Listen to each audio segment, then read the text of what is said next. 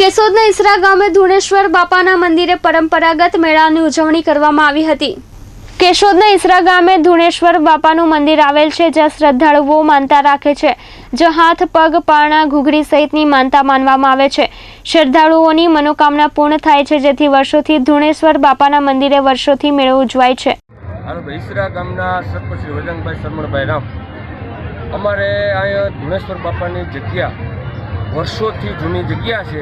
અહીંયા આજુબાજુના ગામના ઘૂઘરીની માનતાઓ ચડાવવા આવે, કોઈ પણ દુઃખ હોય તો પગની હોય, આ તે જે દુઃખ હોય એની માનતાઓ ચડાવે અને માનતા આ બાપાના આશીર્વાદથી સફળ થાય અને બાપાના આશીર્વાદથી સફળ થાય જ છે। નંબર 2, કાયમથી કાયમ અમારે અહીંયા આજથી 2-5 વર્ષ પહેલાં થોડુંક પ્રમાણ ઓછું હતું અને કાયમ વર્ષોથી દર વર્ષે પ્રગતિ થતી જાય અને અહીંયા જમણવારનો પ્રોગ્રામ હોય, વિનામૂલ્યે સ્ટોલ હોય